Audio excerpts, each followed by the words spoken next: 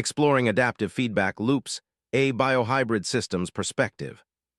Welcome to the Universal Principles podcast. Today we're diving into adaptive feedback loops.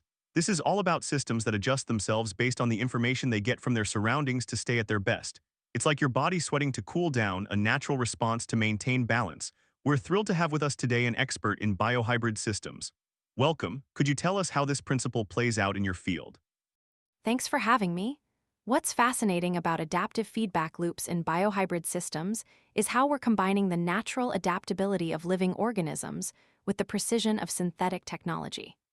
The higher concept here is creating systems that dynamically respond to their environment in real time, essentially making them self-regulating.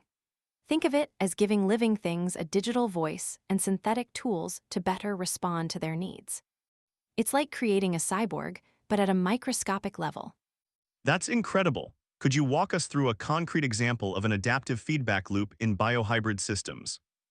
Certainly, one example is using biohybrid sensors to detect environmental toxins. We use living cells engineered to react to specific toxins. When the cells detect a toxin, they trigger an electronic signal that alerts us. The system doesn't just detect, it can adapt. We can adjust the sensitivity of the cells or even introduce new cell types to detect other toxins, creating a dynamic, responsive monitoring system.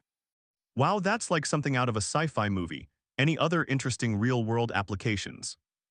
Absolutely. Another great example is in healthcare. Imagine wearable devices that monitor a patient's vital signs and then automatically adjust treatment plans. The device detects changes, like a drop in blood sugar, and then triggers an insulin release. This creates a personalized, adaptive system that responds in real time to the patient's needs. It's all about creating a closed-loop system for optimal health. So it's not just about reacting, but about constantly learning and improving. Are there similar principles in other fields? Definitely, consider environmental sensing and interaction in autonomous maritime systems. They use sensors to monitor water conditions, adjust course for efficiency, and avoid obstacles. Just like our biohybrid systems, it's about sensing, reacting, and adapting to the environment for optimal performance. It's fascinating to see how these principles pop up in wildly different domains. This is mind-blowing. What practical advice do you have for listeners wanting to implement adaptive feedback loops? First, define the key performance indicators you want to optimize.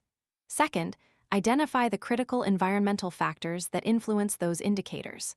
Finally, design feedback mechanisms that allow the system to respond dynamically to changes in those factors.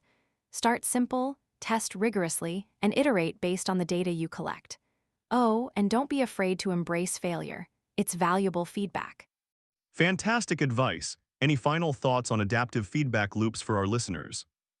Adaptive feedback loops are more than just a technical principle. They're a fundamental aspect of resilient and sustainable systems.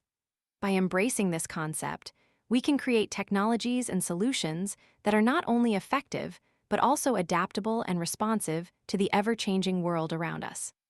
That's a perfect note to end on. Thanks for sharing your expertise with us, and thank you, listeners, for tuning into Universal Principles. Join us next time as we uncover another fascinating principle. It was my pleasure. See you all next time.